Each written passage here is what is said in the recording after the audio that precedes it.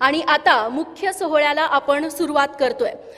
पहिले पुरस्काराचे आपले मानकरी आहेत AS agri and aqua LLP यांचे chairman doctor Prashant Zade sir. आपण त्यांच्याबद्दल माहिती जाणून घेऊयात। डॉक्टर प्रशांत गोविंदराव झाडे एएस ॲग्री आणि ॲक्वा LLP या कंपन्यांचे संस्थापक चेअरमन। मराठवाडा विद्यापीठातून त्यांनी इलेक्ट्रॉनिक्स आणि टेलिकम्युनिकेशनमध्ये इंजिनिअरिंगची पदवी घेतली।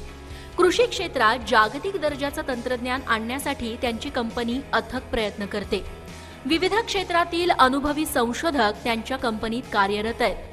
शेतकऱ्यांच्या विविध अडचणी दूर करण्यासाठी इथं संशोधन सुरू असतं। पॉलीहाऊस उभारणी, शेती, मत्स्य शेती, आरोग्य सुविधा, खाद्यपदार्थ निर्मिती असे विविध प्रकल्प ही कंपनी राबवते।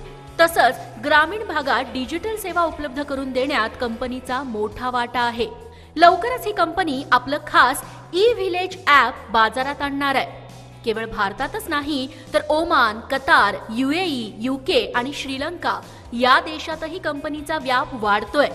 त्यांच्या आजवरच्या या कार्यासाठीच हा सन्मान। तेव्हा कृषी क्षेत्रात अमूल्य असं योगदान एएस ॲग्री आणि ॲक्वा LLP ही संस्था देते आहे आणि याबद्दलच झाडे यांचं आपण मनोगत देखील सुरुवातीला जाणून घेऊया। मी विनंती करते डॉक्टर प्रशांत झाडे सरांना त्यांनी कृपया व्यासपीठावरती यावं।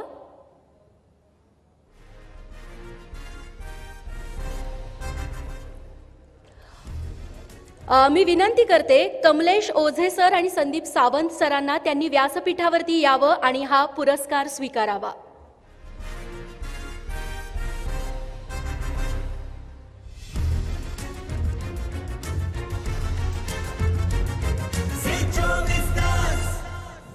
मराठी माणसाचा श्वास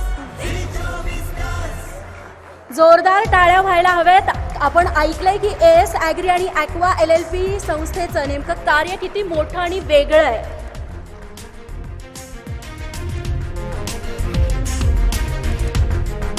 आणि त्यांचे चेअरमन सर थोडंसं फक्त आपण थांबूया। चेअरमन प्रशांत झाडे यांचं मनोगत देखील आपण ऐकूयात, त्यांचं नेमकं काय म्हणणं आहे। तुमच्या शेतामध्ये येतोय, आम्ही बिल्ड करणार, आम्ही थांबणार तिथे, आम्ही ऑपरेट करणार, आम्ही उगवणार, आम्ही बायबॅक करणार, आम्ही सेल करणार आणि मग त्याचा जो यील्ड आहे त्या यील्डचं आपण 50% वाटप करतोय 24 वर्षापर्यंत आणि हे सगळं पॉलीहाऊसच्या आतमध्ये होतंय। याच्यामध्ये दोन गोष्टी माझं होतं की माझ्या वडिलांकडे 100 एकर क्षेत्र होतं, आज वाटण्या होतं ते 2 एकरपर्यंत आलं आहे।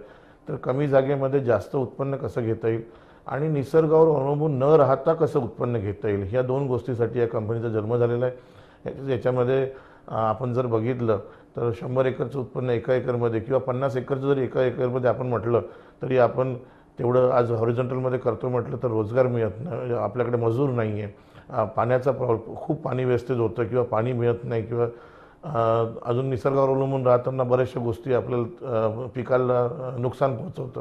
या सगळ्या गोष्टी आपण पॉलीहाऊसच्या अंतर्गत ह्याचं सोल्युशन काढलेलं आहे। याच्यामध्ये आज आपण देशाचं 95% पाणी वाचवलेलं आहे, कारण 100 एकरचं उत्पन्न एका एकरमध्ये लाखो लिटर जिथं लागायचं तिथं आपल्याला फक्त काही हजार लिटर लागतं आहे आणि इलेक्ट्रिसिटी वाचवली आहे। आज रोजगार उत्पन्न आपण केलेलं आहे, एका एकरला 40 लोकांना पॉलीहाऊस बांधकाम करताना, हार्वेस्टिंगला, प्रोसेसिंगला आणि जेव्हा आपण एक एकरचं आपण सांभाळतो तेव्हा 2 ॲग्रिकल्चरिस्ट तिथं असतात, त्यांना रोजगार उत्पन्न केलेलं आहे। आज सांगायला आनंद होतो आहे की आज जवळजवळ 1400+ प्रोजेक्ट आपले पूर्ण इंडियामध्ये बुक आहे, 16 कंट्रीजमध्ये आपलं कार्य चाललेलं आहे आणि आमच्याकडे एक डॉक्टर साईनाथ हडोळे म्हणून आहे जे आपले कृषी तज्ज्ञ आहे। त्यांना मातीची पण गरज नाही, ते रेतीवर पण करतात। त्याच्यामुळे आपल्याकडे 11 कंट्रीतले 7ही कंट्री आपल्याकडे त्यांच्यासाठी आपण फूड सिक्युरिटीचं काम करतो। हे सांगायला मला आनंद होतो आहे, कारण की आपण त्यांना मातीचं इम्पोर्ट वाचलं, त्यांचा खर्च, त्यांना ROI पण कमी पाहिजे। तिथे हळद नाही तर दुसरे क्रॉप पण आपण करतोय। इथे पण आम्ही 97 क्रॉपची R&D आमची कंप्लीट झालेली आहे, त्याच्यापैकी 36 क्रॉप हे आपण व्हर्टिकलमध्ये पण केलेले आहे। तर 40 ते 60 एकरचं उत्पन्न आपण आज एका एकरमध्ये करतोय। त्याच्यामध्ये तेलवर्गीय आणि डाळवर्गीय जे आपण इम्पोर्ट करतोय आज, याचं 60 एकरचं उत्पन्न आपण एका एकरमध्ये केलेलं आहे. पुन्हा एकदा प्रशांत झाडे यांचं खूप खूप अभिनंदन आणि कृषी क्षेत्रात त्यांनी खरंच मोलाचं योगदान दिलेलं आहे. तेव्हा आपले पहिले मान्यवर आहेत एएस ॲग्री ॲक्वा LLPचे को फाउंडर कमलेश ओझे सर आणि संदीप सावंत सर. मी दोघांनाही विनंती करते की त्यांनी व्यासपीठावरती यावं. त्यांनी जी भन्नाट आयडिया काढलेली आहे शेती संबंधीची, त्यांच्या संस्थेबद्दल त्यांच्या कामाबद्दल आपल्याला जाणून घ्यायचे आहे. प्लीज सर तुम्ही व्यासपीठावरती या. पदोपदी क्षणोक्षणी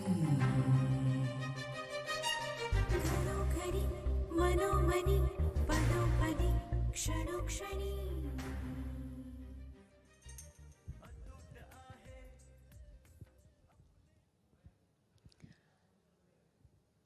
तेव्हा एएस ॲग्री आणि aqua LLP happy farmers and long lasting relationships या संस्थेचे को फाउंडर कमलेश ओझे आणि संदीप सावंत सर आत्ता आपल्यासोबत आहेत आणि आपण त्यांच्यासोबत गप्पा मारणार आहोत, त्यांच्याकडून जाणून घेणार आहोत.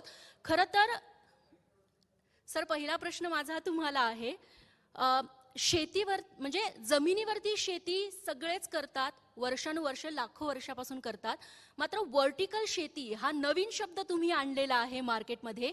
ही वर्टिकल शेती म्हणजे नेमकी काय आहे आणि तुमची संस्था नेमकं करते काय? सर्वांना नमस्कार. हॅलो.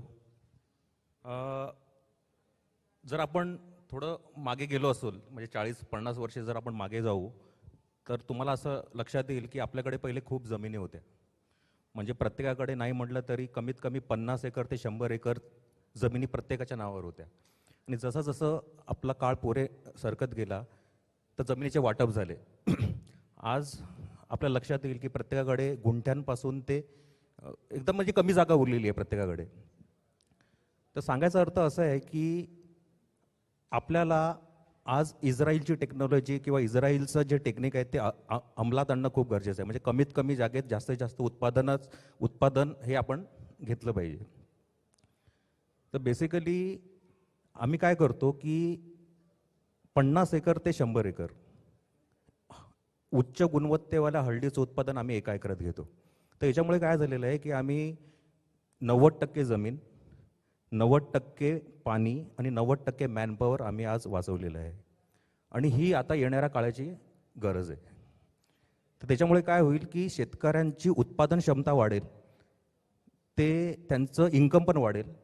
आणि जेव्हा आपल्या देशाचा शेतकरी सधन होईल तेव्हाच आपला देश डेव्हलप राष्ट्रांमध्ये गणला जाईल. म्हणजे इस्रायलची टेक्नॉलॉजी, इस्रायलचं तंत्रज्ञान हे त्यांचं जे व्हिजन आहे ते व्हिजन इंडियानी आता अंमलात आणलेलं आहे आमच्या थ्रू.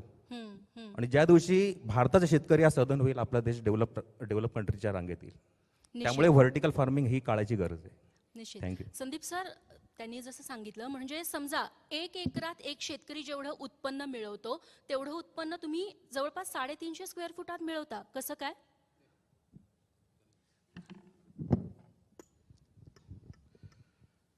म्हणजे आता कमलेश सरांनी जे सांगितलं की व्हर्टिकल फार्मिंग, तर जसं 50 ते 70 एकरमध्ये जेवढं आपण ईल्ड काढू शकतो ते आपण एका एकरमध्ये करतो. आता जसं ग्राउंड फ्लोअरला बंगल्यामध्ये काही माणसं राहतात आणि टॉवरमध्ये राहतात, तर आपण असे लेयर बनवतो आणि ते जे स्ट्रक्चर आहे हे आपल्याला जवळपास 24 वर्ष साथ देतं. म्हणजे तिथे जो होणारा जो खर्च आहे तो फक्त एकदाच करायचा असतो. आणि मग त्याच्यातून आपल्याला उत्पन्न, कारण कसं असतं की वेगवेगळी पिकं हे वेगवेगळ्या पिरियडमध्ये होतात. तर ह्याच्या पुढे जाऊन खरीप आणि रब्बी हे असे हंगाम राहणार नाहीत. हे 24 तास ही प्रोसेस राहणार. मग काही पिकं 6 महिन्यात येतात, काही पिकं 9 महिन्यात येतात. मग आपल्याला फक्त ते हार्वेस्टिंग करून नवीन नवीन पिकं हे करायचे. त्यामुळे रेग्युलर ते इन्कम चालू राहतं आणि ह्याचा फायदा शेतकऱ्यांना होतो. बरं. पुढचा प्रश्न मला कमलेशजींना विचारायचा आहे. इस्रायलमध्ये पाण्याची शेती केली जाते, आपल्याला ते तंत्रज्ञान आता माहिती झालंय, मात्र ही व्हर्टिकल शेती कॉन्सेप्ट नेमकी कुणाची आहे? तुम्ही कुठे म्हणजे देशाबाहेरून ती शिकलात की हे तुमचं स्वतःचं इन्व्हेन्शन आहे? Very good question. याचे जनक आहेत डॉक्टर प्रशांत गोविंदराव झाडे. मी त्यांना सॅल्यूट करतो या माणसाला. He is an electronics engineer. आणि थँक्स टू मीडिया, ते मीडियातलेच आहेत. म्हणजे त्यांची पहिली कंपनी ई टी व्ही मराठी होती. हैदराबादमधून त्यांनी त्यांचा प्रवास चालू केला. नंतर star news, Zee T V, Times Now आणि शेवटची कंपनी त्यांची ब्लूमबर्ग टी व्ही होती. तर जेव्हा ते ब्लूमबर्ग टी व्हीमध्ये होते तेव्हा त्यांनी मोदीजींसोबत खूप प्रवास केला विविध देशामध्ये. तर त्यामुळे त्यांना एक व्हिजन मिळालं मोदी साहेबांमुळे की पुढे येणारा काळ आहे हा आधुनिक शेतीचा आहे. तर त्यांच्या गावी लहानपणापासून त्यांनी हळदीची शेती बघितली होती. मग त्यांनी त्याच्यातला त्रास बघितला होता की हळदीचे शेत म्हणजे हळदीचं पीक जेव्हा येतं त्याला पूर्ण बॉईल करावं लागतं, त्याला उकळावं लागतं, त्याला ग्रेडिंग करावं लागतं, पॉलिशिंग करावं लागतं. हा आईवडिलांचा त्रास त्यांनी पाहिला. मग त्यांनी ठरवलं की याच्यामध्ये आधुनिक तंत्रज्ञान आणणं खूप गरजेचं आहे. मग ते साऊथला गेले. साऊथला त्यांनी त्यांच्या पार्टनरांसोबत याची R&D केली. आणि जसं संदीप सरांनी सांगितलं की आपण बंगल्यामध्ये राहण्यापेक्षा फ्लॅट संस्कृतीमध्ये राहणं गरजेचं आहे. मग त्यांनी व्हर्टिकल ट्रेज उभारले आणि त्याच्यामध्ये याचं हळदीचं उत्पादन घेतलं. मग इथून याचा हा प्रवास चालू झाला. आणि ही सॉईल बेस्ड व्हर्टिकल फार्मिंग ही जगामध्ये आमची पहिली कंपनी ती आम्ही करतो आणि याचा आम्ही जवळजवळ 3 देशातून आम्ही याचं पेटंट पण घेतलेलं आहे. अरे वा, एकदा टाळ्या होऊन जाऊ द्यात. या टेक्नॉलॉजीसाठी त्यांना पेटंट देखील मिळालेलं आहे. थँक्यू. संदीप सरांना मला विचारायचं आहे, पेटंट तुम्ही मिळवलेलं आहे, मात्र ही व्हर्टिकल शेती बेस त्यांनी सांगितलेला आहे. जर जमीन कमी लागत असेल तर मग या व्हर्टिकल शेतीसाठी रिक्वायरमेंट काय काय असते, काय काय लागतं? सुरुवातीला एक असं आहे की आम्ही शेतकऱ्यांना काही देत नाही करायला. बिल्ड, ऑपरेट आणि बायबॅक हे सगळं आम्ही करतो. पहिला टप्पा असा आहे की आम्ही शेतकऱ्यांच्या एका रिलेटिव्हला तिथे आम्ही जॉब देतो. बरं. की त्याने तिथे सगळं ते बघावं, कारण पुढे त्यांना जाऊन करायचं आहे. एस ॲग्री किती करणार आहे? कारण आज जेव्हा आम्ही एक पहिलं पीक जेव्हा आम्ही हळदीचं घेतो तर हळदीच्या पिकाची डिमांड एवढी आहे की 10,000 म्हणजे 50 ते 70 एकरचं जेव्हा आपण एका एकरमध्ये करतो असे 10,000 प्रोजेक्ट जरी झाले तरी सुद्धा ह्या जगाची आपण 8% सुद्धा रिक्वायरमेंट पूर्ण करू शकत नाही. तर एवढं हे आहे. तर पुढे हे शेतकऱ्यांना स्वतःला करायचं.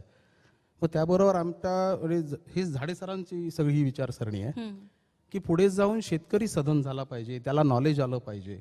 आम्ही हे फक्त इग्निशन देतोय की हे आज सगळ्या जगाला गरज आहे. कधी पण पाऊस पडतो, वातावरण बदलतं, उष्णता हे सगळं घडतंय. तर ह्याच्या आपण आता खरं सांगतो की निसर्गावर मात केली आहे. झाडे सर नेहमी म्हणतात की शेतकरी हा जगला पाहिजे आणि त्यांचं स्वप्न आहे की जे आम्ही आता फॉलो करतोय की प्रत्येक शेतकऱ्याच्या अंगणामध्ये पॉली हाऊस पाहिजे, मग तो स्वयंभू होईल. ह्या विचाराने आम्ही पुढे पुढे जातोय. निश्चित खूप एक चांगला प्रयत्न आणि एक चांगलं संशोधन तुम्ही कृषी क्षेत्रात केलेलं आहे आणि हा एक माइलस्टोन पुढच्या काही काळामध्ये ठरू शकतो. पण तुम्ही वारंवार उल्लेख करताय की तुम्ही हळदीचं उत्पादन घेता. हळदच का निवडली व्हर्टिकल फार्मिंगसाठी? खूप चांगला प्रश्न विचारला तुम्ही. आपण जी किचनमध्ये हळद खातो हे नॉलेजचा भाग आहे, हा अवेअरनेसचा भाग आहे. मी सगळ्यांना याचा अवेअरनेस देतोय. हळदीमध्ये एक आयुर्वेदिक तत्व असतं, त्याला आपण म्हणतो कर्कुमिन, आणि ते फक्त 1 ते 1.5% असतं. आम्ही जी हळद उत्पादन करतोय त्याच्यामध्ये 5% वर कर्कुमिन आहे. आणि 5% वर जर कुठल्याही हळदीमध्ये जर कर्कुमिनचं प्रमाण 5% वर असेल, you are eligible for export. म्हणजे तुम्हाला ती हळद भारतात विकण्याची गरज नाही आहे. जसं संदीप सरांनी सांगितलं की 5% वर असलेली हळद जर आपण 10,000 पॉली हाऊसेसमध्ये जरी उगवली आणि प्रत्येक एकरमध्ये जर आपण 50 एकर ते 100 एकरचं जरी उत्पादन घेतलं तरी जगाची 8% पण रिक्वायरमेंट आपण पूर्ण नाही करू शकणार, एवढा डिमांड सप्लायमध्ये गॅप आहे. सांगायचा उद्देश एवढाच आहे की 5% कर्कुमिन असलेल्या हळदीचा पावडरचा बिझनेस अजून भारतात चालूच नाही झालेला आहे. 140 करोड जनता, 40 crore family. Just imagine what is the potential of this business. दुसरी गोष्ट, आपण हळद ग्रोसरी शॉपमधून विकत घेतो, बरोबर आहे ना? पण फॉरेनची लोक ती कॅप्सूल्समध्ये खातात, गोळींच्या फॉर्ममध्ये खातात, गमिसच्या फॉर्ममध्ये खातात. आणि मजेदार गोष्ट म्हणजे या सगळ्या गोष्टी आपल्या इंडियन फार्मास्युटिकल कंपनीमध्ये. आणि 90% Indian pharmaceutical companies are foreign based. म्हणजे second market is pharmaceutical industries and third market is cosmetic industries. म्हणून आम्ही ही हळद निवडली. बरं. पण संदीप सर, पुढचा प्रश्न हाच आहे की व्हर्टिकल फार्मिंगमध्ये फक्त हळदीची शेती करता येऊ शकते की कुठल्याही प्रकारचं पीक तुम्हाला व्हर्टिकल फार्मिंगमध्ये निवडता येऊ शकतं?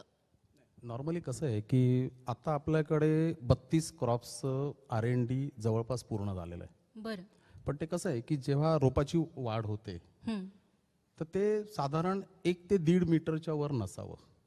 बरं. म्हणजे आपण त्याला इन्क्लिनेशन देऊ शकतो. हं, हं. आणि जसं आपण ट्रेमध्ये माती वर नेऊन, म्हणजे मी म्हटलं की आम्ही अशी टेक्नॉलॉजी डेव्हलप केली, तर त्याचे बियाणं आपण थोडंसं तिरकस लावतो हं, हं. आणि मग त्याला जाळीचा साथ देतो.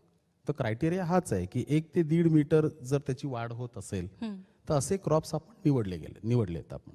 बरं. Yes. मी याच्यामध्ये ॲडिशन करतो जरा, हां.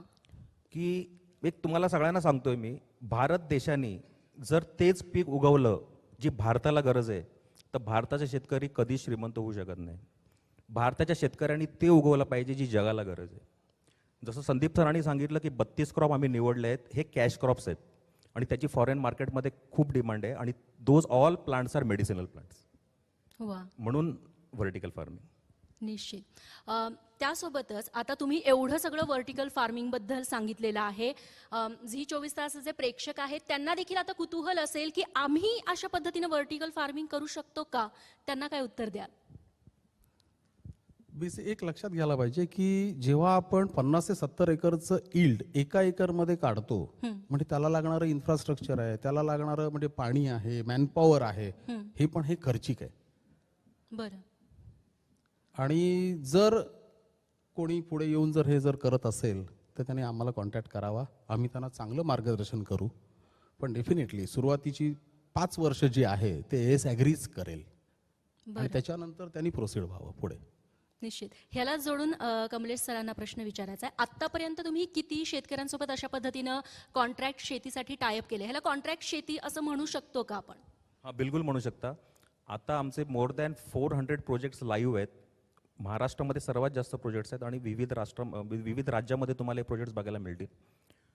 तुम्ही जर नागपूरला गेलात तर नागपूरमध्ये आम्ही आता क्लस्टर प्रोजेक्ट चालू केलेलं आहे, जे आम्ही लहान फार्मर्सला त्याचा फायदा होईल यासाठी आम्ही ते निर्माण केलेलं आहे. ते 110 एकरवरती आहेत. बरं. मनसरवरती. आणि जवळजवळ 2000 प्रोजेक्ट आमचे बुक झालेले आहेत. अरे वा. आणि आमचं ध्येय 10,000 प्रोजेक्ट करायचं आहे. अरे वा. आणि त्या प्रोजेक्टसाठी तुम्हाला देखील खूप खूप शुभेच्छा. पुढचा हा मुद्दा आहे की जर व्हर्टिकल फार्मिंग करायचं असेल, शेत जरी कमी लागत असलं तर बाकीचं इन्फ्रास्ट्रक्चर उभं करायला जास्त फायनान्शियल म्हणजे तेवढे पैसे जास्त लागतात. मग अशा वेळी जे छोटे शेतकरी किंवा जे मध्यम शेतकरी आहेत त्यांच्यासमोर पर्याय काय असू शकतात? नाही, आम्ही शेतकऱ्यांना आधी ना पहिल्यांदा विचारतो. बेसिक प्रॉब्लेम काय झाला माहिती आहे का, की आजच्या शेतकऱ्यांची जी म्हणजे जनरेशन जी आहे ही नोकरीसाठी सिटीमध्ये आली आहे.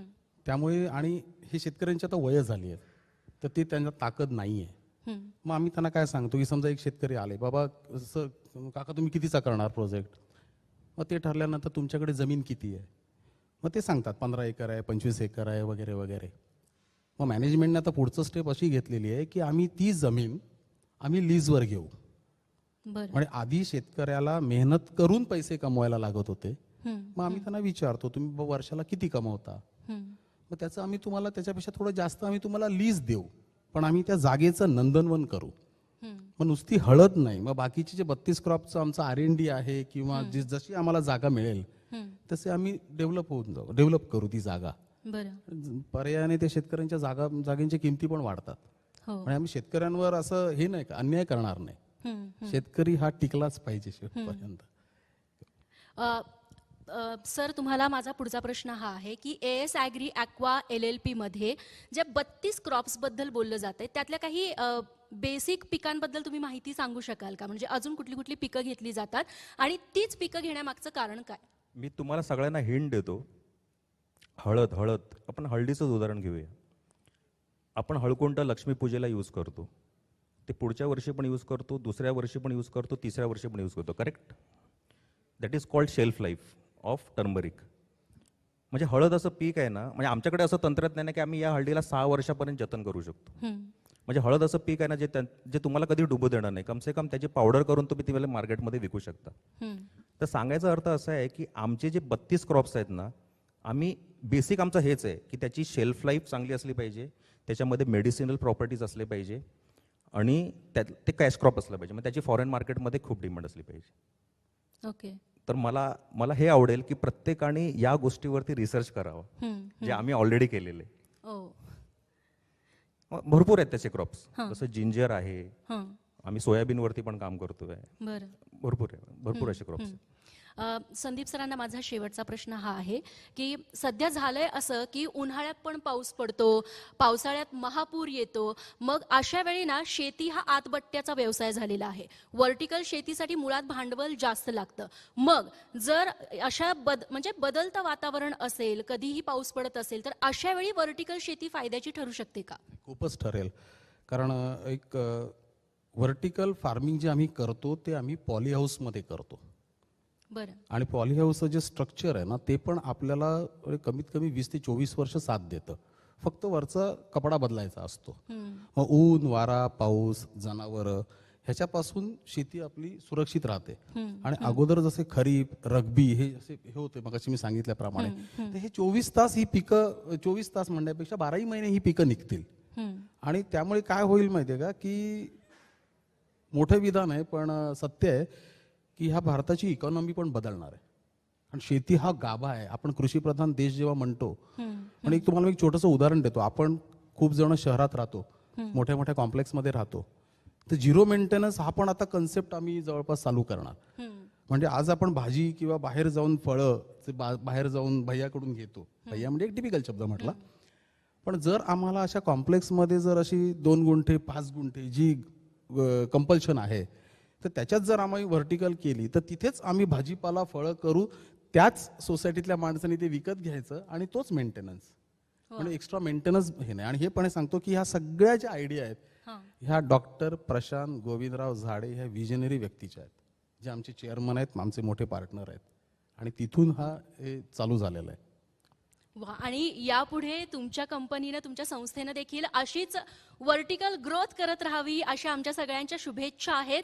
AS ॲग्री आणि aqua LLP, happy farmers and long lasting relationships, तुमची जी टॅगलाईन आहे त्या पद्धतीनं शेतकऱ्यांसोबत तुम्ही जास्तीत जास्त जोडले जाव्यात, त्याच्यासाठी झी 24 तासच्या परिवाराकडून तुम्हाला खूप खूप शुभेच्छा आणि खूप खूप धन्यवाद. इतकी सविस्तर चर्चा केलीत आणि ही संपूर्ण संकल्पना आहे ती महाराष्ट्रातल्या जनतेपर्यंत पोहोचवली त्याबद्दल थँक्स अ लॉट. एक मला शेवटचं सांगायचं फक्त, आमच्या कंपनीमध्ये 19 डायरेक्टर आहेत आणि सगळी स्वतंत्ररित्या पोटेन्शियली म्हणजे मोठी माणसं आहेत. गेल्या 4 वर्षांमध्ये आम्ही जी आता 16 ऑफिसेस आणि 450 ते 550 माणसं, माझ्याकडे फिगर नाही आहे, पण एवढे आम्ही करू शकलो हे म्हणजे आम्हाला सगळे चांगले डायरेक्टर्स मिळालेले आहेत. ट्रान्सपरन्सी आहे. काही डायरेक्टर आलेले आहेत. मी त्यांना विनंती करेन, हर्षल ओझे सर जे IT सांभाळतात, CEO संदेश कामकर साहेब, कडले सर जे HR आणि लीगल सांभाळतात, आणि आम्ही कृषीमध्येच कृषी सोडून अजून आम्ही 3 विभागाच्यामध्ये आहेत. त्यातले 2 विभाग वैभव कोटलापुरे सर सांभाळतात. तर मी ह्या निमित्ताने मी त्यांचा उल्लेख करण्याची माझी इच्छा झाली म्हणून मी तुमच्याशी हे बोललो. निश्चित. आणि तुमच्या सगळ्यांचे पुन्हा एकदा खूप खूप आभार. टाळ्यांच्या गजरात यांच्या या संकल्पनेचं आपण स्वागत करूयात आणि महाराष्ट्रभर ही संकल्पना पोहोचावी यासाठी तुम्हाला देखील शुभेच्छा. Thanks a lot.